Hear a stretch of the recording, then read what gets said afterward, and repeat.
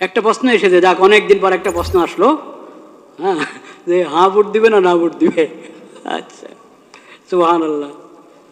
দেখেন, হ্যাঁ না দুইটা অপশন আছে কি নাই? অপশন যখন দুইটা আছে, এখন সবাই তো বলছে, সরকারও চাচ্ছে হাতে ভোট দেওয়া হোক, হাতে ভোট দিলে দেশের ফায়দা হবে, নাতে ভোট দিলে দেশের উন্নতি বাধাগ্রস্ত হবে। সরকারও বলছে হাতে দিলে দেওয়া উচিত, উৎসাহ দিচ্ছে। অনেক দলকে দিয়ে বলানো হচ্ছে, বা অনেক দল নিজেরাও স্বতঃস্ফূর্ত বলছে হাতে ভোট দেওয়া হোক। কিন্তু অপশন যখন দুইটা আছে, এর মানে নাতে ভোট দেওয়ার অধিকার আছে কি নাই? আছে, নাহলে তো আর দরকার নেই ভোটের। হ্যাঁ না দুটো যখন আমাকে দেখাচ্ছেন যে হাতে ভোট দাও বা নাতে ভোট দাও, এর মানে অধিকার দেওয়া আছে সরকারের পক্ষ থেকে। আপনি নাতেও দিতে পারেন, হাতেও দিতে পারেন। নাতে দিলে এটা অপরাধ হবে না, দণ্ডনীয় অপরাধ হবে নাকি নাতে দিলে? তাহলে আর হ্যাঁ না দুইটার ভোট অপশন রাখলো কেন? আপনি বুঝতে হবে আপনি কি করবেন। বাধ্য হয়ে দিবেন না ভোট, নিজেকে বাধ্য মনে করবেন না যে আমাকে হাতেই দিতে হবে। বাধ্য করে না কেউ আপনাকে, কিন্তু এক ধরনের যন্ত্রণায় ফেলেছে আমাদেরকে। নির্বাচন কমিশন হোক, সরকার হোক, বিদেশিরা হোক, আমাদেরকে এক ধরনের কিসের মধ্যে ফেলেছে? যন্ত্রণায়, পেরেশানিতে ফেলেছে। দেখেন, একটা প্রশ্ন, কথার কথা, একটা বোঝার জন্য একটা প্রশ্ন আপনি করলেন, ঢাকা এটা কি বাংলাদেশের রাজধানী না ইন্ডিয়ার রাজধানী? টিক চিহ্ন দিবেন, আপনি হ্যাঁ বা না বলবেন। কি বলবেন? হ্যাঁ, ঠিক আছে। বাংলাদেশ ইন্ডিয়ার রাজধানী, হ্যাঁ বা না, কি বলবেন? না। এখন আপনাকে প্রশ্ন করে, ঢাকা দিল্লি এটা বাংলাদেশের রাজধানী না, কি বলবেন? ঢাকা এবং দিল্লি বাংলাদেশের রাজধানী। দিল্লি এবং ঢাকা ইন্ডিয়ার রাজধানী, কি বলবেন আপনি কোন?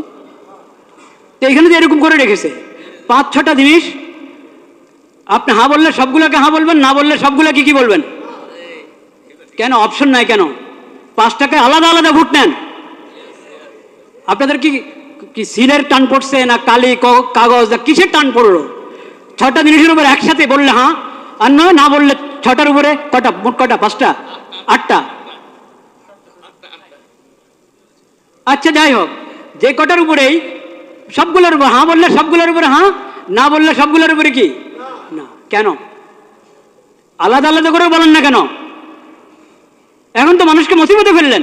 সে আপনার 4 কথা বা 5 কথা বা যত কথাই আছে, কথার কোনোটার সাথে একমত, কোনোটার সাথে কিনা একমত না। আলাদা আলাদা থাকলে সে আলাদা আলাদা উত্তর দিত, একটা দিত হ্যাঁ, একটা দিত না। এখন আপনি তাকে বাধ্য করলেন, হ্যাঁ বললে সবগুলোর উপরে বলো, না বললে সবগুলোর উপরে বলো। আমি তো সবগুলোর উপরে হ্যাঁ বলতে পারছি না, আমি তো সবগুলোর উপরে নাও বলতে পারছি না। কেন আমাকে বাধ্য করা হলো?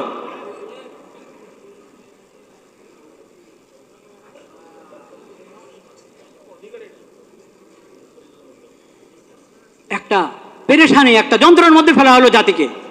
ভোট দিলে সবগুলোর উপরে হ্যাঁ বলো, আর না বলতে হলে সবগুলোর উপরে না বলো। কিন্তু আপনারা ভয় পাবেন না, হার মধ্যে যেহেতু অনেক অন্যায় কথা আছে, আপনি বুঝে শুনে ভোট দেন। এই কথা কখনো ভাববেন না, এসব প্রতারণাতে আসবেন না যে নাতে ভোট দিলে দেশের উন্নতি রুখে যাবে, দেশের উন্নতি বাধাগ্রস্ত হবে, কখনো না।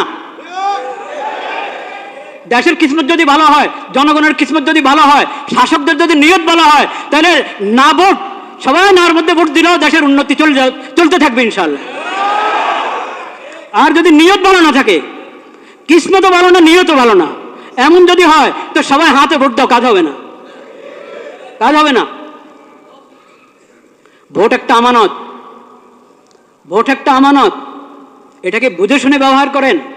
এটা অধিকার, এই অধিকার, ভোটের অধিকার একটা আমানত, এই অধিকারকে বুঝে শুনে ব্যবহার করেন। চিন্তা ফিকির করেন, আল্লাহর কাছে দোয়া করেন, আল্লাহ আমি যাতে সঠিক ভোট দিতে পারি সেই তৌফিক আমাকে দান করেন। এটা তামাশার বিষয় না। প্রতারিত হয়ে, বাধ্য হয়ে ভোট দিবেন না, লোভে পড়ে ভোট দিবেন না, চিন্তা ভাবনা করে, এবং এটার জন্য দোয়া দুরূদ পড়েন, সালাতুল হাজত পড়েন, অভিজ্ঞদের সাথে মশাওয়ারা করেন, নেককার দিনদার মানুষের সাথে মশাওয়ারা করেন। শুধু নামের ভিত্তিতে আপনি ভোট দিলে হবে? শুধু মার্কার ভিত্তিতে ভোট দিলে হবে? শুধু মনোগ্রাম দেখে ভোট দিলে হবে?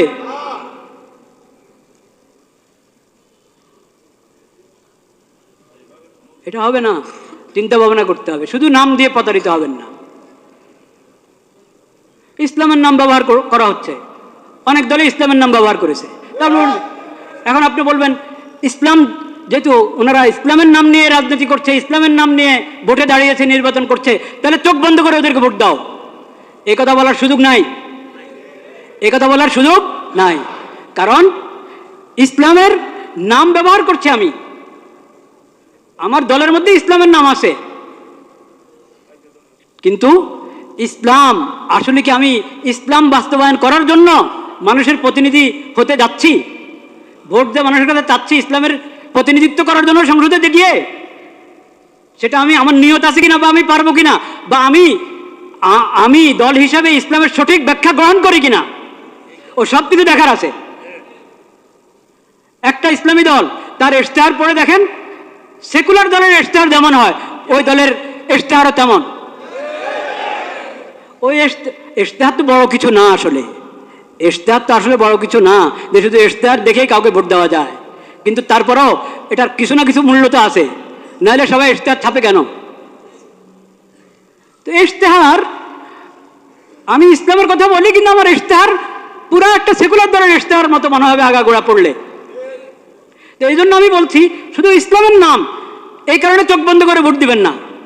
আর দলের মধ্যে ইসলামের নাম নাই, শুধু এই কারণে তাকে বলবেন না যে এর ভোট দেওয়াই যাবে না। এখানে বিবেচনার অনেক কিছু আছে। এটা তো দুঃখের বিষয় যে আমরা, আমাদের কাছে ইসলামী খেলাফত ব্যবস্থা নাই। ইসলামী খেলাফত ব্যবস্থা কায়েম করার জন্য কেউ উঠে দাঁড়াচ্ছে না। এটা তো দুঃখের বিষয়, কষ্টের বিষয়। সেই কষ্ট তো আছে, সেই ব্যথা আছে, সেজন্য আমরা ব্যথিত।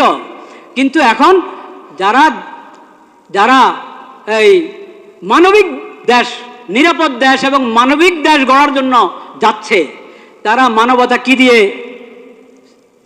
করবে, প্রতিষ্ঠা করবে? নিরাপত্তা কি দিয়ে বাস্তবায়ন করবে? মানবিক দেশ কিভাবে?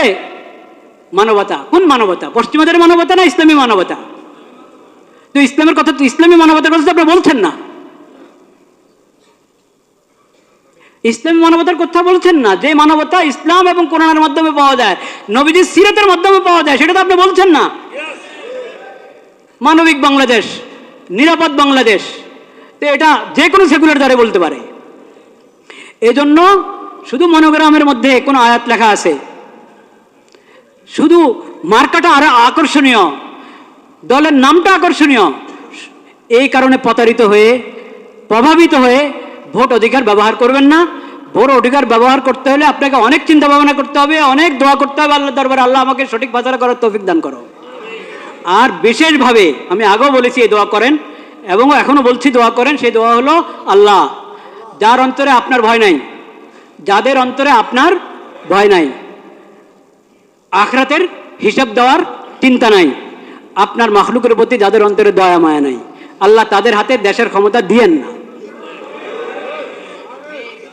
যাদের অন্তরে আপনার ভয় আছে, আখিরাতে আপনার সামনে দাঁড়ায় হিসাব দিতে হবে, এই ফিকির যাদের মাথায় আছে, এবং আপনার মাখলুকের প্রতি, আল্লাহর বন্দাদের প্রতি যার অন্তরে দয়া মায়া আছে, ইয়া আল্লাহ তাদের হাতে আপনি ক্ষমতা দেন।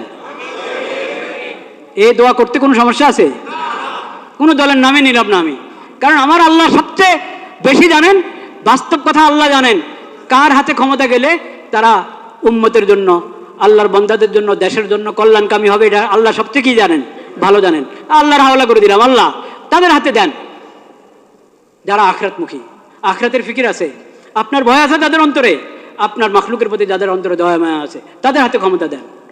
যারা আপনার ভয়ও তাদের অন্তরে নাই, আখিরাতে আল্লাহ আপনার সামনে দাঁড়ায় হিসাব দিতে হবে, এই ফিকিরও তাদের নাই, আপনার মাখলুকের প্রতি দয়া মায়াও নাই, হ্যাঁ, ইয়া আল্লাহ তাদেরকে আপনি ক্ষমতা দিয়েন না।